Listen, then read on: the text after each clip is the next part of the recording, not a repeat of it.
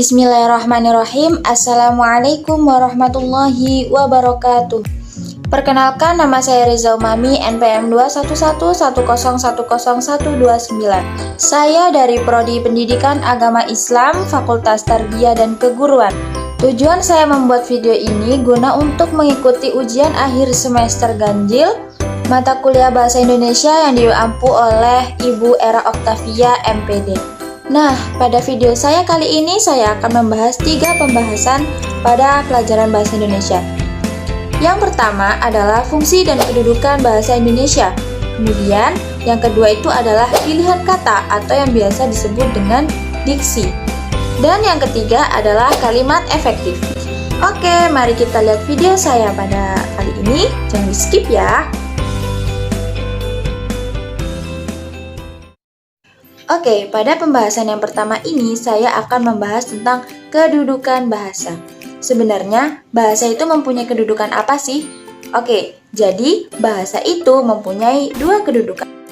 Yang pertama adalah bahasa Indonesia sebagai bahasa nasional, dan yang kedua adalah bahasa Indonesia sebagai bahasa negara.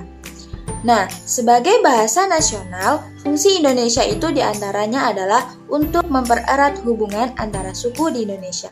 Fungsi ini sebelumnya sudah ditegaskan di dalam pengikraran Sumpah Pemuda pada ayat ketiga. Apa itu ikrarnya? Yaitu, kami putra dan putri Indonesia mengaku bahwa bahasa persatuan adalah bahasa Indonesia.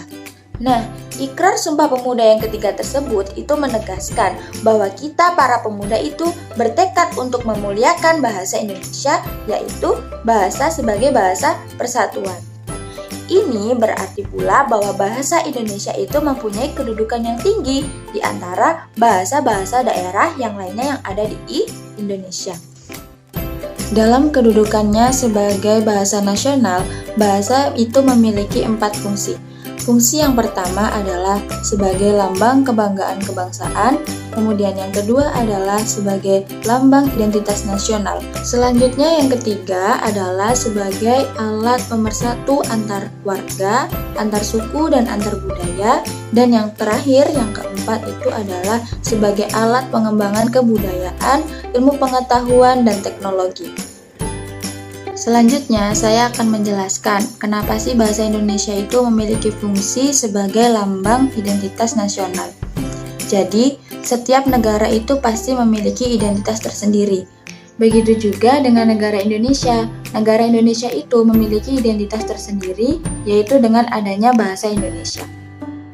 Lalu, bahasa Indonesia itu kapan sih bisa disebut sebagai lambang identitas nasional? Yaitu ketika bahasa Indonesia itu sendiri digunakan oleh masyarakatnya dengan baik dan benar, terutama bagi kita nih, bagi para kaum pemuda dan bagi para pelajar, dan kita mengembangkannya sedemikian rupa sehingga tidak ada unsur-unsur bahasa lain yang kita pakai dalam sehari-hari. Dan selanjutnya adalah penjelasan kenapa sih bahasa Indonesia itu berfungsi sebagai alat penghubung antar daerah, antar suku, dan antar budaya. Seperti yang kita ketahui bahwa Indonesia itu memiliki daerah yang sangat luas, memiliki suku dan budaya yang sangat banyak. Sehingganya apabila kita berada dalam suatu daerah, berada dalam suatu suku tertentu, dan kita tidak mengetahui itu apa bahasa yang mereka gunakan, maka disinilah peran bahasa Indonesia untuk memudahkan kita berkomunikasi kepada mereka. Kita dapat menggunakan bahasa Indonesia yang baik dan benar, dan kita dapat berkomunikasi dengan mereka dengan baik dan benar pula. Kemudian yang selanjutnya, bahasa Indonesia sebagai bahasa resmi kenegaraan itu maksudnya adalah setiap acara-acara resmi yang diadakan oleh negara Indonesia pasti menggunakan bahasa Indonesia, bahasa Indonesia yang baik dan benar. Kemudian apa sih acara-acara yang biasa diadakannya seperti upacara ataupun acara-acara peringatan hari yang lainnya pasti menggunakan bahasa Indonesia. Menggunakan bahasa Indonesia itu juga bisa berupa tulisan ataupun lisan.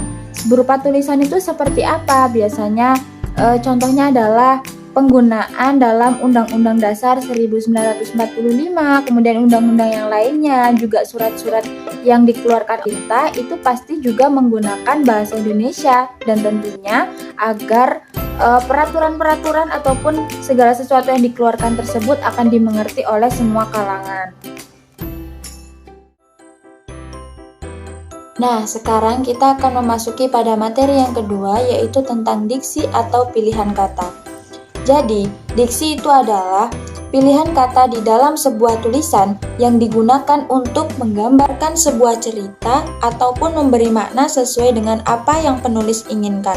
Namun, diksi itu tidak hanya sebatas tentang pemilihan kata. Diksi itu juga bisa digunakan untuk mengungkapkan gagasan dari sebuah peristiwa-peristiwa tertentu. Dan diksi juga meliputi tentang persoalan gaya bahasa, ungkapan-ungkapan, dan lagi masih banyak lainnya.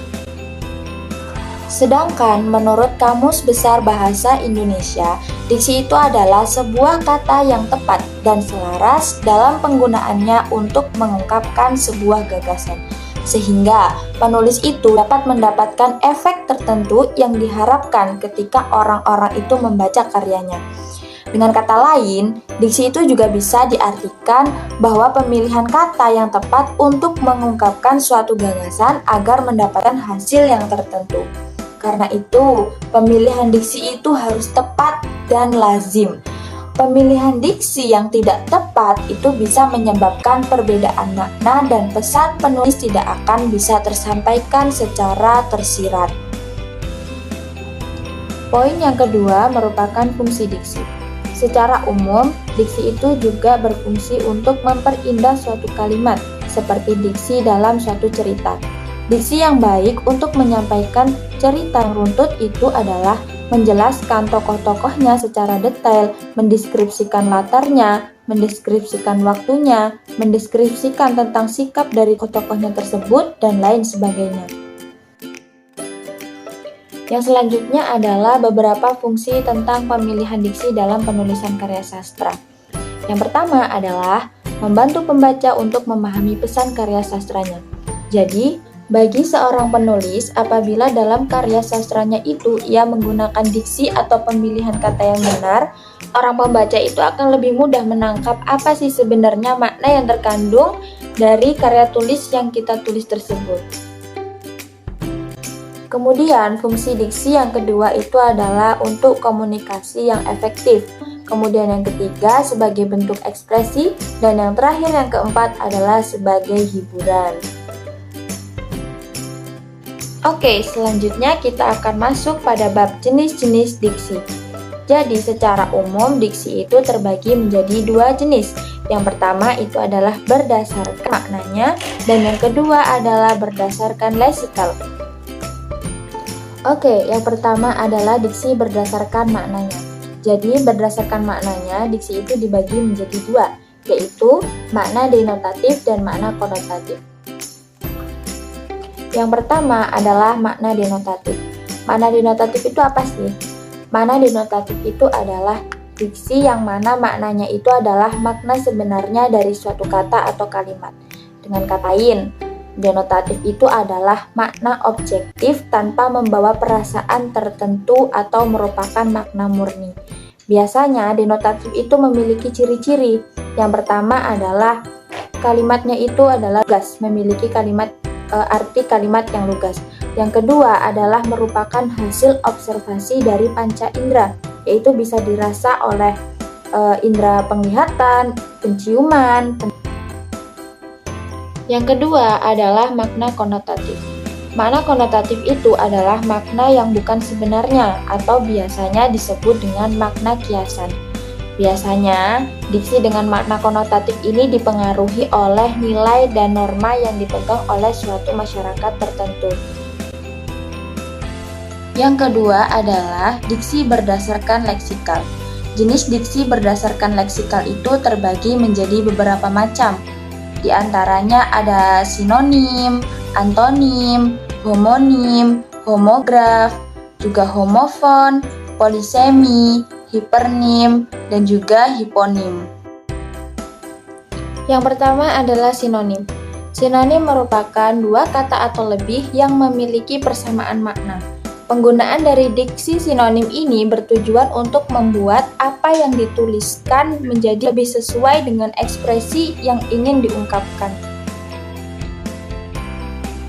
Yang kedua adalah antonim. Antonim itu adalah kata yang memiliki makna yang berlawanan. Contohnya, langit dengan bumi, besar dengan kecil, hemat dengan boros, dan masih banyak yang lainnya. Jenis yang ketiga adalah homonim. Apa sih itu homonim? Homonim itu adalah pemilihan diksi yang mempunyai pelafalan dan ejaan yang sama, tetapi memiliki arti yang berbeda. Contohnya adalah bulan. Bulan itu mempunyai dua arti, di mana tulisannya itu sama dan pelafalannya itu juga sama. Jadi, bulan yang pertama yang dimaksudkan bulan pertama itu adalah bulan sebagai satelit bumi. Sedangkan bulan yang kedua yang dimaksudkan itu adalah bulan waktu seperti Januari, Februari, Maret.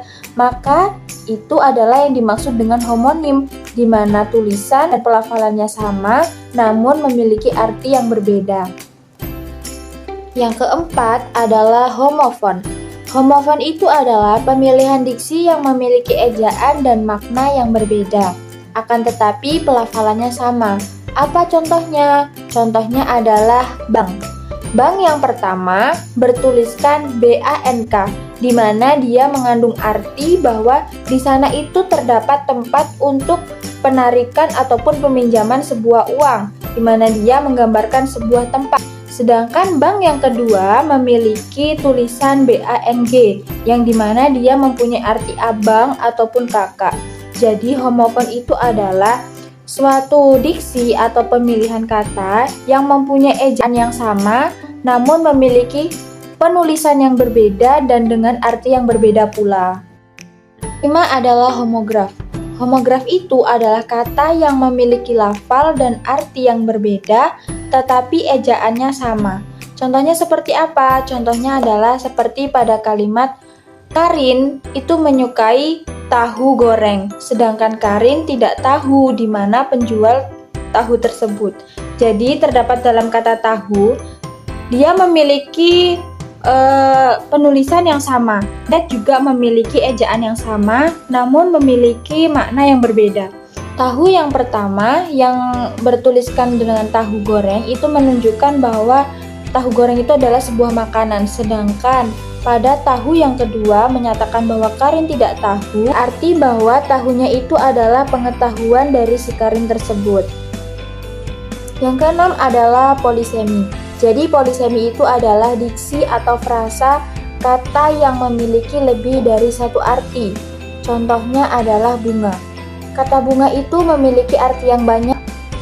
Salah satunya adalah sebagai keuntungan, kemudian sebagai kecantikan, dan juga disebut sebagai sebuah tanaman. Seperti yang kita ketahui, kalau disebut sebagai tanaman itu bisa berupa bunga mawar, bunga melati, dan lain-lain. Sedangkan gimana contohnya bagi bunga yang memiliki arti keuntungan? Misalnya, si Karin itu menabung di bank ini dan dia akan mendapatkan bunga sekian persen. Itu berarti bahwa si Karin itu akan mendapatkan keuntungan. Kemudian yang ketiga, berarti sebagai kecantikan. Misalnya, si Karin itu adalah sebuah gadis bunga desa diperebutkan oleh para pria. Nah, jadi di sini bunga itu merupakan satu kata dan dia memiliki banyak makna. Maka itu disebut sebagai kata atau frasa polisemi. Yang ketujuh ada hipernim. Hipernim itu adalah sebuah kata yang mewakili banyak kata lainnya atau mencakup makna kata lainnya. Contohnya adalah kata sempurna. Kata sempurna itu mewakili dari kata yang baik, bagus, luar biasa, dan semuanya. Kemudian poin yang selanjutnya adalah syarat-syarat diksi. Syarat utama penggunaan suatu diksi itu adalah adanya sejumlah kata yang mirip. Jadi kita pertama itu mempersiapkan beberapa kata yang mirip, kemudian kita pilih satu kata yang paling tepat untuk mengungkapkan sebuah pesan, ekspresi, ataupun makna yang lainnya. Karena itu pemilihan diksi yang tepat itu bukan hanya sekedar memilih kata, tetapi juga harus mempertimbangkan kecocokan kata dengan konteks yang kita bikin. Oke, sekarang kita akan memasuki pada materi yang terakhir, yaitu tentang kalimat efektif. Kalimat efektif adalah kalimat yang sesuai dengan kaidah bahasa, baik ejaannya ataupun tanda bacanya, sehingga kalimat tersebut mudah dipahami oleh pembaca ataupun pendengar. Suatu kalimat dapat dikatakan sebagai kalimat efektif itu apabila memiliki syarat-syarat. Yang pertama adalah mudah dipahami oleh pendengar ataupun pembacanya. Yang kedua, tidak menimbulkan kesalahan dalam menafsirkan maksud dari sang penulis. Dan yang ketiga, menyampaikan pemikiran penulis kepada pembaca atau pendengarnya dengan tepat. Dan syarat yang terakhir adalah sistematis dan tidak bertele-tele. Poin yang kedua adalah karakteristik dan prinsip dari kalimat efektif. Jadi, kalimat efektif itu memiliki prinsip yang harus dipenuhi. Apa aja prinsipnya? Ada kesepadanan, ada keparalelan, ada kehematan kata, kecematan, ketegasan, kepanduan, dan kelogisan dari sebuah kalimat. Yang pertama, ada kehematan kata. Jadi, kalimat efektif itu tidak menggunakan kata-kata atau frasa yang tidak perlu digunakan. Kalimat efektif itu menghemat kata, dan tentunya juga menghindari pemborosan kata. Kemudian, hal-hal yang perlu diperhatikan dalam membuat kalimat yang efektif itu adalah yang pertama, menghindari unsur yang sama pada kalimat majemuk. Yang kedua, menghindari kesinoniman dalam sebuah kalimat. Yang ketiga, menghindari penjamakan pada kata jalma. Yang selanjutnya adalah kesepadanan suatu kalimat. Jadi, kalimat yang memiliki kesepadanan struktur itu adalah kalimat yang memiliki subjek dan predikat yang jelas. Kemudian, tidak memiliki subjek yang ganda dalam satu kalimat yang tunggal.